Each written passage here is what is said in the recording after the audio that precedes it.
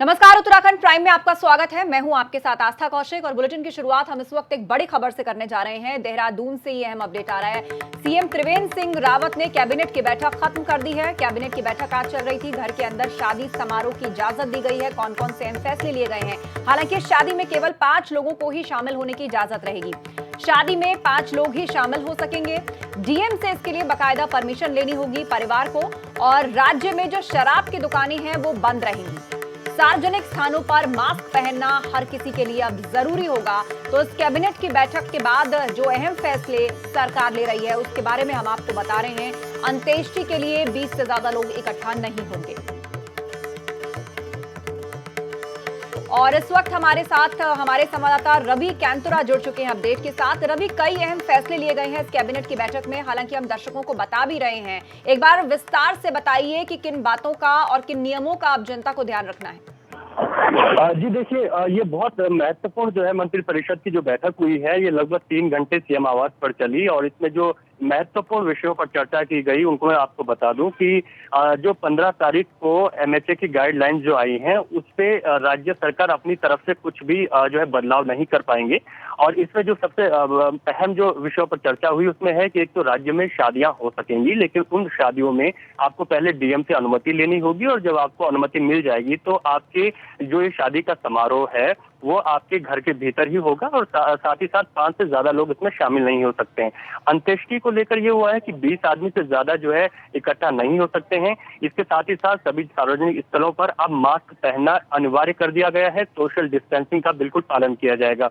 सबसे महत्वपूर्ण जो 4 धाम यात्रा है, उस 4 धाम यात्रा में अगर केदारनाथ और बद्रीनाथ के जो रावल हैं वो बाहर से यहाँ आते हैं, अगर वो बाहर से यहाँ आने पर जो विचार चल रहा है वो ये विचार चल रहा है कि सड़क मार्ग से बद्रीनाथ और केदारनाथ के रावल को यहाँ लाया जाएगा। इस पर अभी विचार चल रहा है। बिल्कुल। और साथ ही साथ केदारनाथ की जो कपाट खुलने की जो मान्यता है, तो जो वहाँ पर जो रावल आते हैं उनकी जगह किसी और को भी नॉमिनेट किया जा सकता है। बिल्कुल, क्योंकि बड़ी बात यही है कि रावल वहां पर आते हैं, उन्हीं के पास मुकुट होता है और तभी कपाट खुलते हैं। इस पर भी अहम मंथन कर रही है, विकल्प तलाशा जा सकता है। बहुत बहुत शुक्रिया तमाम बातचीत के लिए।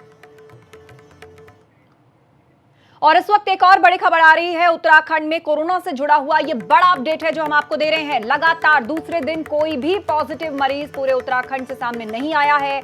प्रदेश की बात करें तो कोरोना मरीजों की जो संख्या है वो यहाँ पर 37 है और सबसे ज्यादा जो पॉजिटिव केस हैं वो देहरादून में है। यानी 18 केस जो पॉजिटिव पाए गए हैं वो दून में है। कुल मिलाकर 37 पॉजिटिव केसेस की संख्या है। लेकिन बड़ी बात यह है कि लगातार दूसरा दिन हो गया है और कोई भी नया पॉजिटिव केस प्रदेश से सामने नहीं आया है। तो इस वक्त का बड़ा अपडेट हम आपको दे रहे हैं। 2 दिन बीत चुके हैं, कोई नया कोविड-19 का पेशेंट नहीं आया है। जो 37 मामले हैं उनमें सबसे ज्यादा मामले दून से सामने आए। 18 केस पॉजिटिव दून में है।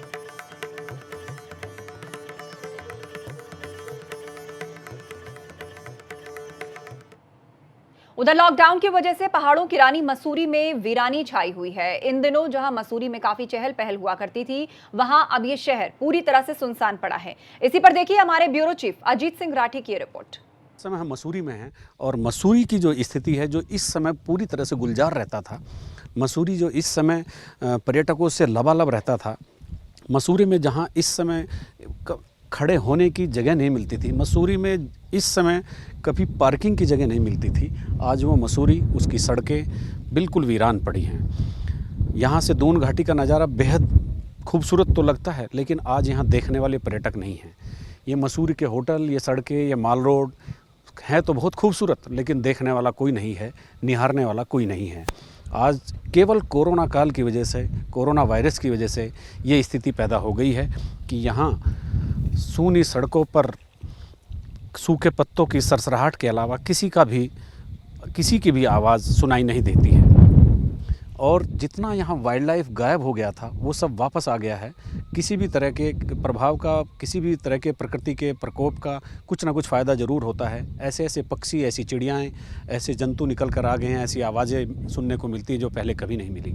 लेकिन इस बार पर्यटक सीज़न मसूरी के लिए बिल्कुल नहीं है। मसूरी के लिए नहीं, देश में जितने भी पर्यटक स्थल हैं किसी के लिए भी इस बार पर्यटक नसीब नहीं होना है। और ये तमाम शहर जो गुलजार रहते थे, मसूरी जिसको हम पहाड़ों की रानी कहते थे, जहाँ टॉम ऑल्टर और रस्किन बॉन्ड जैसे बड़े लोग रहते हैं, जहाँ आवाजाही रहती है, जहाँ बिल्कुल एकदम सड़कें पर्यटकों से गुलजार रहती हैं, वहाँ आज कोई नहीं है।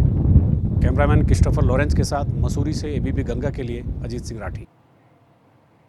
मसूरी के बाद अब अगली खबर देहरादून से, जहां पुलिस चौकी से जरूरतमंद लोगों को राशन बांटा गया। जिला प्रशासन की तरफ से राशन के पैकेट बनाकर पुलिस चौकियों पर भेजे जा रहे हैं और जहां से इस राशन को उन लोगों को बांटा जा रहा है जिनके पास राशन कार्ड नहीं है। पुलिस की तरफ से ऐसे लोगों का एक सर्वे भी किया गया है और बाकायदा लोगों की जरूरत की चीजों के पैकेट्स बनाए जा रहे हैं, उनको पुलिस चौकियों तक पहुंचाया जा रहा है और उसके बाद पुलिस चौकियों से इनको जरूरतमंद लोगों तक भेजा जा रहा है। से पहले सर्वे किया जा रहा है कि वास्तव में नीडी लोग कौन है। बेसिकली वो लोग जिनके पास राशन कार्ड नहीं है उन्हीं को बांटना है, क्योंकि राशन कार्ड होल्डर को राशन शॉप से सामान बिकना है। तो हमारे चौकी इंचार्ज हमारे कोतवाल साहब इन लोगों ने सर्वे किया। ये एक शाम पहले पूरा सर्वे करें कि किन लोगों का राशन खत्म हो गया। उधर रामनगर में लॉकडाउन के दौरान गरीब परिवारों की समस्याएं बढ़ गई हैं। ऐसे में उन बच्चों का पेट भरने के लिए लोगों की मुश्किलें बढ़ गई हैं जो दूध पर निर्भर हैं। दूध की व्यवस्था नहीं होने से लोग चीनी का घोल बनाकर बच्चों को पिलाने को मजबूर हैं। कई सामाजिक संगठन और स्थानीय प्रशासन लोगों को राशन बांट रहे हैं, लेकिन बच्चों की तरफ किसी का भी ध्यान नहीं है। दूध आता नहीं है कहीं, अब बच्चे रोते हैं, रात को परेशान करते हैं। कैसे इनका पेट भरते हैं आप लोग? ऐसे कम पानी घोड़ के पिलाते हैं, ऐसे चीनी डाल के ऐसे पालते हैं और क्या। या फिर पूरा राशन भी नहीं आता, ना बच्चे के लिए दूध आता कहीं। राशन नहीं मिल रहा? नहीं, राशन कुछ नहीं है। उधर लॉकडाउन की वजह से टिहरी में बोट संचालक को काम पहले से ही नहीं मिल रहा था। उनका काम पूरी तरह से ठप पड़ा हुआ था। इस बीच बोट संचालकों की बोट पानी में डूब जाने से उनकी मुश्किलें और बढ़ गई हैं। आंधी तूफान के कारण कई बोट्स आपस में टकरा गईं और टूट गईं। कई बोट्स झील में डूब गईं, जिससे बोट मालिकों को काफी नुकसान हुआ है। अब बोट व्यवसायियों ने प्रशासन से लॉकडाउन में छूट देने की मांग की है, जिससे वो अपनी बोट को सुरक्षित स्थान पर ले जाकर रख सकें। मतलब पहले तो हम इस लॉकडाउन में परेशान है क्योंकि हमारा काम धाम नहीं चल पा रहा है।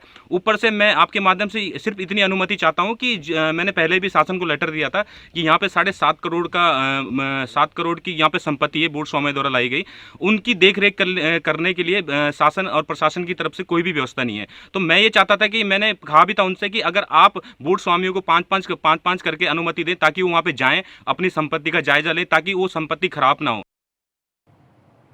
देश की राजधानी दिल्ली में एक पिज्जा बॉय को कोरोना वायरस पॉजिटिव पाए जाने के बाद उत्तराखंड में भी अब प्रशासन आने वाले समय में कुछ बदलाव कर सकता है। देहरादून के डीएम का कहना है कि इसके लिए सरकार की गाइडलाइंस के मुताबिक अब आगे काम किया जाएगा।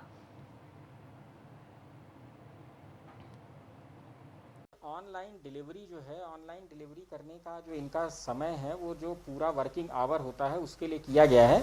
लेकिन आज ये प्रकरण जो दिल्ली से आया है इसके बेसिस पर ज़रूर इस पर जो है फिर से डिस्कशन किया जाएगा और करके इसमें जो भी बेस्ट पॉसिबल सोल्यूशन होगा वो निकाला जाएगा। खबरों में आगे बढ़ते हैं। रुड़की में एक राहत कैंप में एक शख्स की मौत से पुलिस प्रशासन में हड़कंप मचा हुआ है। सूचना मिलते ही प्रशासन पुलिस के अधिकारी मौके पर पहुंचे और मामले में जांच पड़ताल की।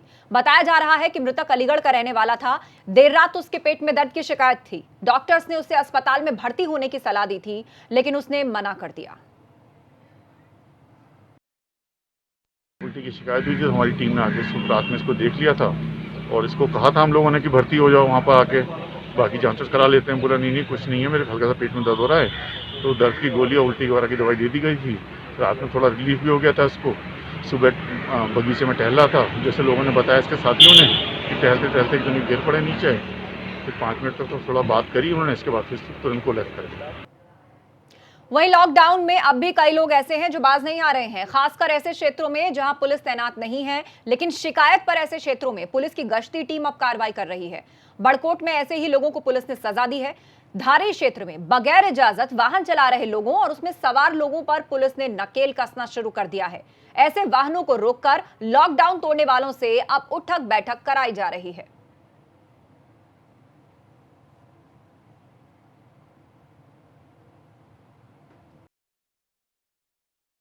जिस दिन से लॉकडाउन का आदेश आया था, पहले हमने अपनी गाड़ी से और नगर पालिका से रिक्वेस्ट करके उनकी गाड़ी से लाउड स्पीकर सबको बताया।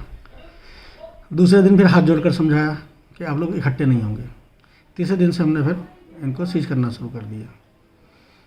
जो भी गाड़ी अपने निर्धारित समय के बाद बिना किसी ज़रूरी कारण के हमें मिल रही हैं, हम सीज कर रहे हैं। और ये तब तक गाड़ियाँ बंद रहेंगी जब तक ये लॉकडाउन रहेगा। इसके अलावा जो पैदल घूम रहे हैं बेवजह, उनका मैं कैश पुलिस एक्ट में चालान कर रहा हूँ। और यदि कोई अफवाह फैला रहा है, कुछ गलत काम कर रहा था, उसके खिलाफ मुकदमा भी लिखा जा रहा है। इस संबंध में एक मुकदमा कायम कर चुका है। तो हम भी आपसे यही अपील करते हैं कि लॉकडाउन के नियमों का सख्ती से आप पालन कर रहे हैं, वरना देखिए पुलिस अब सख्ती दिखाने लगी है।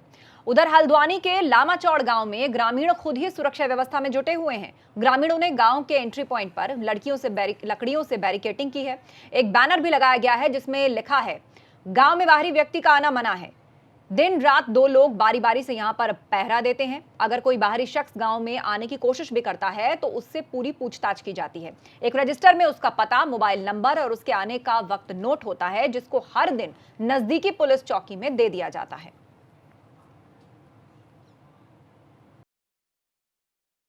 हम लोगों ने यहाँ पर एक रजिस्टर मेंटेन किया है। उस रजिस्टर में कौन आ रहा है, कौन जा रहा है, यदि कोई बाहरी व्यक्ति है जो आ रहा है, जा रहा है, तो उसकी हम तुरंत सूचना संबंधित पुलिस चौकी को दे रहे हैं और पुलिस चौकी वाले उनको उस पर अपने इस तरह से जो भी कार्रवाई करनी होती है उसको कर रहे हैं। उधर लॉकडाउन के दौरान मसूरी में प्रशासन के साथ तमाम सामाजिक संस्थाएं कोरोना वॉरियर्स की भूमिका में हैं। एक तरफ एसडीएम अपनी टीम के साथ लॉकडाउन के दौरान मोर्चा संभाले हुए हैं, तो वहीं बाकी के कर्मचारी भी अपनी जिम्मेदारी निभा रहे हैं। ऐसे ही एक कर्मचारी हैं गोविंद सिंह नेगी, जिन्हें कोरोना वॉरियर्स के खिताब से नवाजा गया है।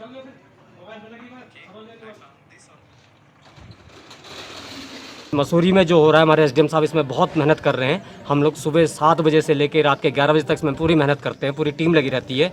उसमें हमारे पुलिस कर्मचारी भाई लोग हैं, हमारे सफाई कर्मचारी भाई लोग हैं, पत्रकार महोदय का बहुत बहुत इसमें सहयोग रहता है। जहाँ भी जाते हैं पत्रकार बंधु आते हैं, उसको कवरेज करते हैं और ये बहुत बड़ा एक वर्क है देश के लिए। और इस वक्त एक बड़ी खबर आपको बता दें, बड़कोट से ये खबर आ रही है, जहां पर 11 संदिग्धों को देखकर ग्रामीणों में दहशत का माहौल है। स्यालना गांव में 11 संदिग्ध लोग देखे गए हैं। बड़कोट में 11 लोगों को देखकर ग्रामीण दहशत में हैं और बताया जा रहा है कि ये 11 लोग जो हैं उनको संदिग्धों की तरह देखा जा रहा है। स्यालना गांव में ये 11 संदिग्ध लोग देखे गए। ग्रामीणों ने पुलिस को इस मामले की जानकारी दे दी है। इस वक्त की बड़ी खबर, नितिन चौहान हमारे साथ फोन लाइन पर जुड़ गए हैं। नितिन, आखिर क्या वजह है जो इन 11 लोगों को संदिग्ध कहा जा रहा है और कहा जा रहा है कि पुलिस को अब इसकी शिकायत की गई है? क्या कार्रवाई हुई है पूरे मामले में अब तक? तो लगता है नितिन से हमारा संपर्क टूट गया है। उनसे संपर्क करने की हम कोशिश करेंगे, लेकिन कोरोना से जुड़ी हुई ये बड़ी खबर हम आपको बता रहे हैं। बड़कोट में 11 संदिग्धों को देखे जाने की खबर है। स्याला गांव की एक घटना है जहां पर इन लोगों को देखकर वहां के रहने वाले लोग दहशत में आ गए और उन्होंने फौरन जाकर पुलिस को इस बात की जानकारी दी है। आपको बता दें, पूरे उत्तराखंड में कोरोना के 37 मामले सामने आ चुके हैं, जिनमें से 18 मामले दून में हैं।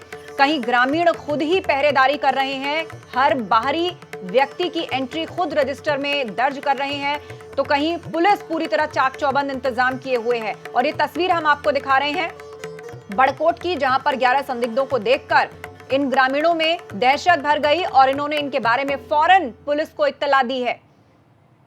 एक बार फिर से बातचीत की कोशिश करते हैं, हमारे संवाददाता नितिन जुड़ चुके हैं। नितिन, 11 लोगों से डर गए गांव वाले, क्यों?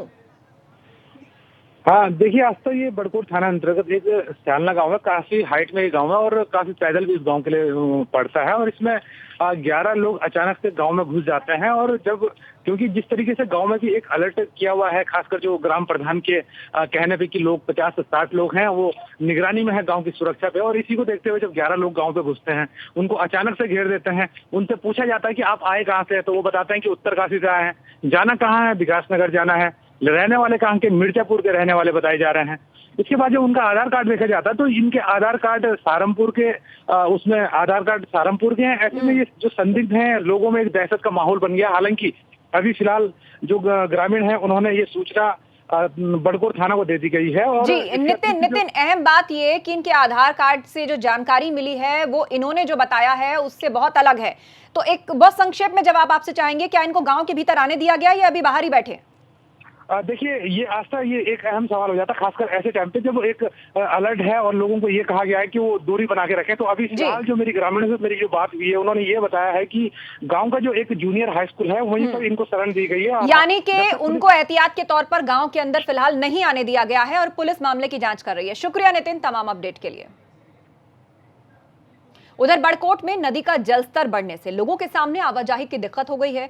इस समय सबसे ज्यादा दिक्कत जरूरी सामानों की आपूर्ति करने में हो रही है।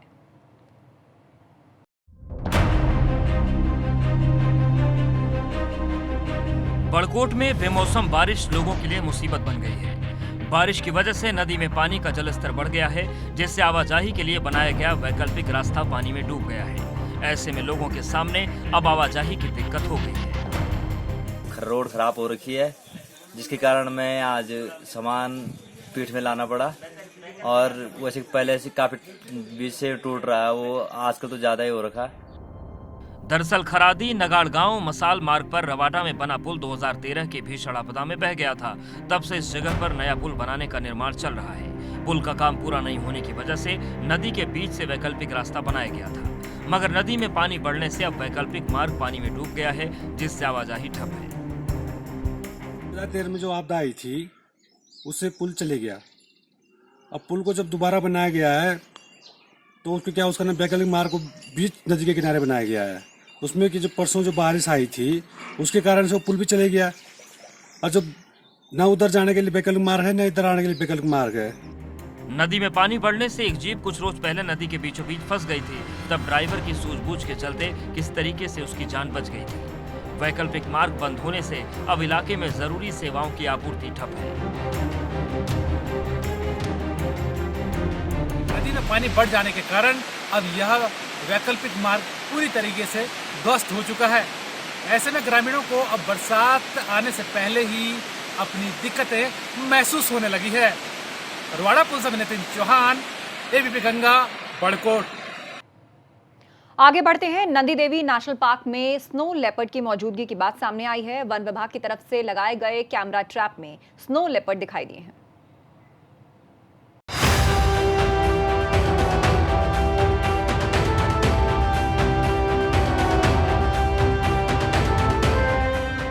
कोरोना से जहां देश में टेंशन का माहौल है, इस बीच नंदा देवी राष्ट्रीय पार्क से अच्छी खबर आई है। नंदा देवी राष्ट्रीय पार्क में हिम तेंदुओं का एक जोड़ा देखा गया है। दरअसल नंदा देवी नेशनल पार्क में कैमरा ट्रैप लगाए गए थे। उन्हीं कैमरा ट्रैप में स्नो लेपर्ड की तस्वीर कैद हुई है। हमने अपने उच्च हिमालयी क्षेत्रों में, जिसमें मलारी भी है और वैली ऑफ फ्लावर्स भी है, इन सब क्षेत्रों में कैमरे लगाए थे। तो पूरे इस नंदा देवी राष्ट्रीय पार्क, वैली ऑफ फ्लावर्स राष्ट्रीय पार्क और जो हमारा NDBR का क्षेत्र और जितना भी आरक्षित वन है, उसमें लगभग 12 स्नो लेपर्ड ट्रैप हुए हैं कैमरा ट्रैप में। और सबसे अच्छी बात यह है कि इस बार छोटे बच्चे भी देखे गए हैं और स्नो लेपर्ड मेल फीमेल भी देखे गए हैं। अब वन विभाग ने उच्च हिमालयी क्षेत्रों में नजर रखने के लिए 20 कैमरा ट्रैप लगाने का फैसला लिया है। कैमरा ट्रैप इंस्टॉल करने के बाद उनकी रेगुलर मॉनिटरिंग की जाएगी। पिछले महीने लगभग 20 कैमरे, जो द्रोणागिरी क्षेत्र है हमारा और जो गोरसो क्षेत्र है, जो और भी हमारे हाई एल्टीट्यूड क्षेत्र हैं, उनमें हमने 20-25 कैमरे और लगाए हैं, ताकि हमारे जो वाइल्ड लाइफ है, जो हमारे वाइल्ड एनिमल्स हैं, उनका फ्री एंड फेयर मूवमेंट हमें पता चल सके। स्नो लेपर्ड उच्च हिमालय और ट्रांस हिमालय क्षेत्र में 5 राज्यों में पाया जाता है। ये उत्तराखंड, सिक्किम, अरुणाचल प्रदेश, हिमाचल प्रदेश और जम्मू कश्मीर उच्च हिमालय क्षेत्र में मिलता है।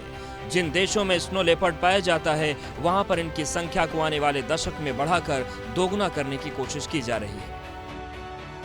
कैमरा ट्रैप में हिम तेंदुए के जोड़े के अलावा कस्तूरी मृग भी दिखाई दिए। इस साल फूलों की घाटी और नंदा देवी राष्ट्रीय पार्क में 5 से 6 फीट बर्फ जमी है, जिसके चलते दुर्लभ प्रजाति के जीव निचले इलाकों का रुख कर रहे हैं। जोशीमठ से रणजीत रावत की रिपोर्ट, एबीपी गंगा। और इस वक्त एक बड़ी खबर आ रही है। एबीपी माझा के रिपोर्टर की गिरफ्तारी की निंदा की गई है।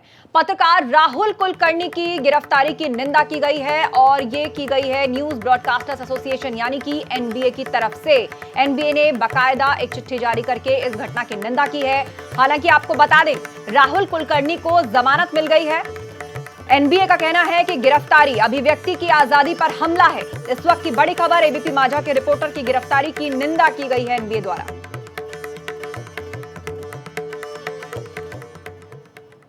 इस बुलेटिन में फिलहाल इतना ही, लेकिन आगे की खबरों के लिए आप बने रहिए एबीपी गंगा के साथ।